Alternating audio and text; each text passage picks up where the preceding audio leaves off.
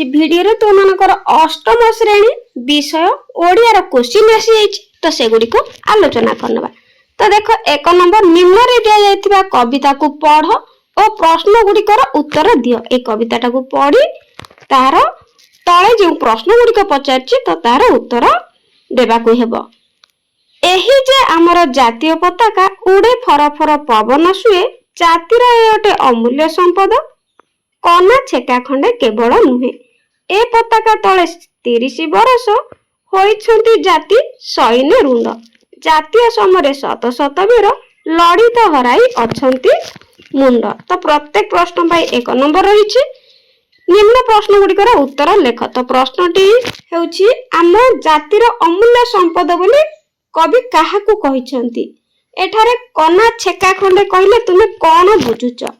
जातीय समरे शत शत वीर लड़ित हराई अछंती मुंड कहले तुमे कोन बुझुछ। जातिर अटे अमूल्य संपद रेखांकित पदर अर्थ न बदलाय एठारे आउ एक शब्द लगाई लेख। 2 नंबर निम्न अनुच्छेदटी को पढ़ प्रश्न गुड़िकर उत्तर लेख। ए अनुच्छेदटी को पढ़ी कि तले प्रश्न देछि तो से गुड़िकर उत्तर लिखिबा को कहिछि। आध्यात्मिकता विषय रे आमर बेसी किछि धारणा नहीं।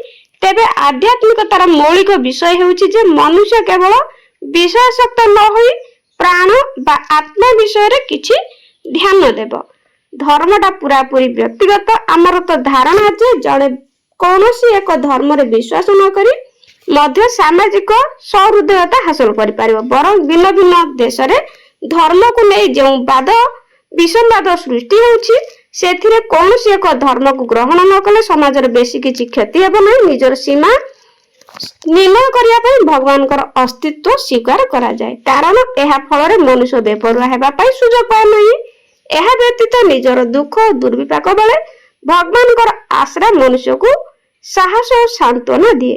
किंतु एही धर्म एबे मतांधता सृष्टि करी समाज सामाजिक विभेद सृष्टि करुछि। तेणु आमे धर्म कथा न कहि आध्यात्मिक कथा उल्लेख करुछु। जड़वाद रे भौतिक वस्तु ऊपर बेसी गुरुत्व दिया जाए। एहा फल मनुष्य स्वार्थपर होई पड़े। आध्यात्मिकतावाद जड़वाद रो विश्वास शक्ति को नियंत्रण करी मनुष्यर मन को व्यापक करे। किंतु आधुनिक सभ्यतार जड़वाद ऊपर एते गुरुत्व दिया जायछि जे मनुष्यर मन व्यापक न होई दिन को दिन संकीर्ण होई पड़ुछि। तो प्रश्न एठी अछि जड़वाद रे काहा ऊपर बेसी गुरुत्व दिया जाए। मनुष्य भगवान कर अस्तित्व को स्वीकार करबा सपक्ष रे अनुच्छेद रे कोन कुहा जायछि। अस्तित्व शब्दर अर्थ कोन। मनुष्यर मन व्यापक न होई दिन को दिन संकीर्ण होई पड़ुछि काहेकि। एक पदरे प्रकाश कर जहा पाखरे विशाल हृदय थाए। तो एक पदरे कोन हेबो लिखिबो। 3 नंबर निम्न कविता को पढ़ो प्रश्न गुड़िकर उत्तर लेख।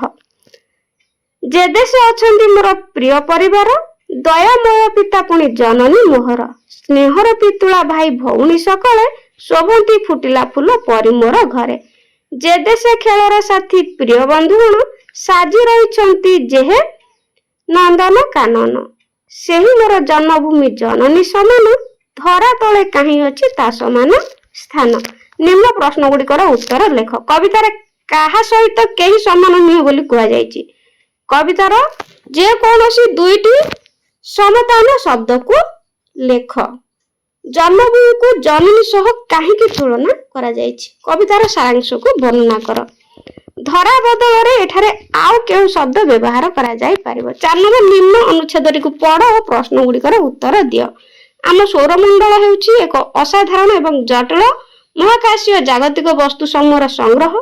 यह सूर्य 8टी ग्रह सेगुड़िकर उपग्रह एवं विभिन्न प्रकार अन्य वस्तु जेपरी ग्रहण एवं धूमकेतु ने गठित। सौरमंडल विषय धारणा आमको ब्रह्मांड एवं यह मध्य आमर स्थान बुझिबारे सहायता करिथाय। सूर्य एक बृहत उत्तप्त गैसीय पिंड। यह आमर सौरमंडल केन्द्र रे थाए। यह समस्त ग्रह को आलोक और उत्ताप जोगाई थाए।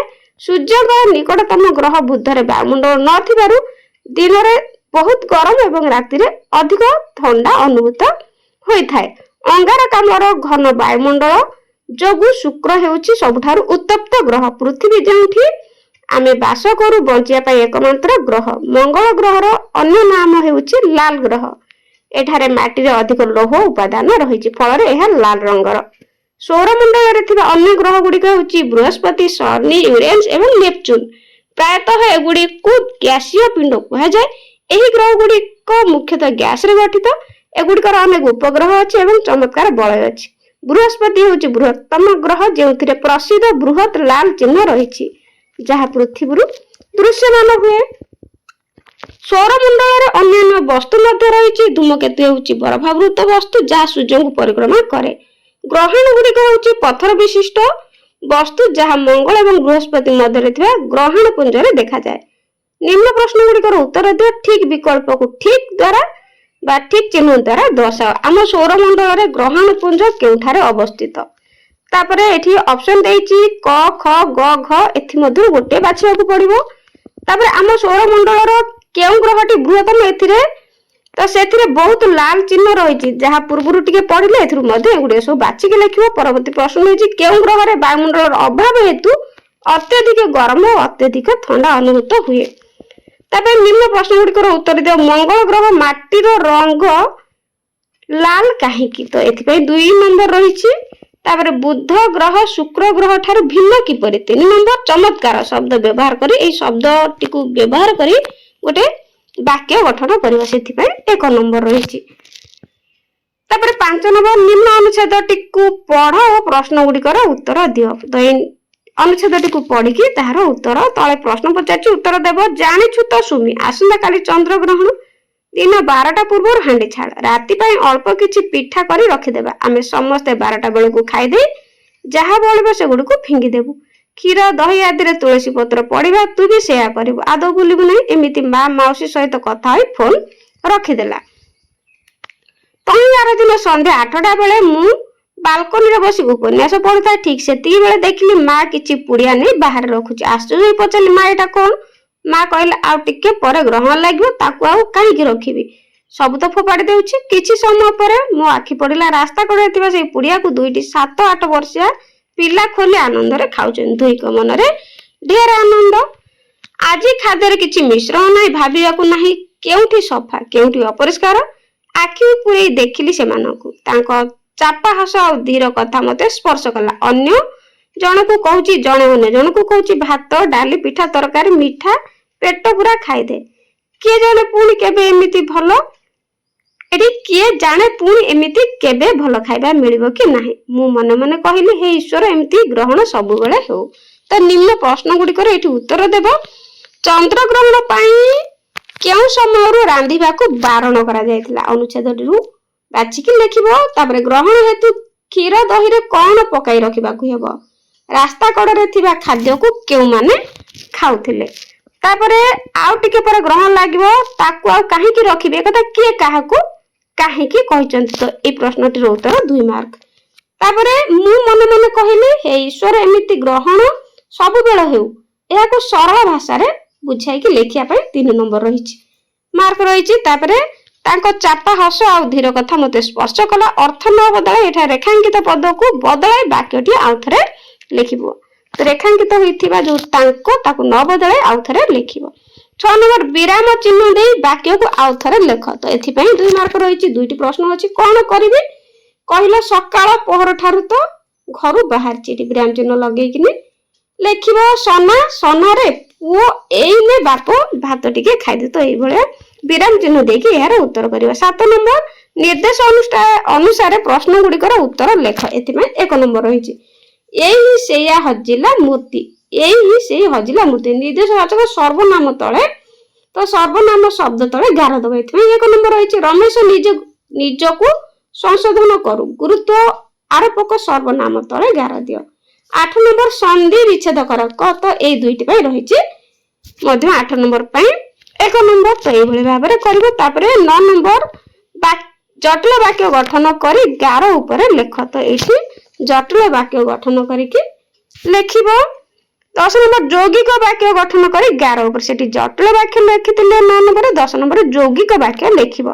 तापर 11 नंबर लिंग परिवर्तन करी लेख। 11 नंबर पई रहिछि 1 नंबर लिंग परिवर्तन करिकि लेखिबो। तापर 12 नंबर रेखांकित पदटी केउ प्रकार विशेषण लेख। एथि पई मध्ये 1 नंबर रहिछि मातृभूमि सर्वठारु गरियानटी सर्वठारु कोन हेबो लेखिबो बड़ तापरे शिल्पी सुंदर मूर्ति गढ़िले। तापरे 13 नंबर निम्नलिखित प्रहेलिका को बुझी उत्तर लिखिबो। तो एठारे गोटे प्रहेलिका देछि याकू बुझिकी लिखिबो आर उत्तर कोन हबो।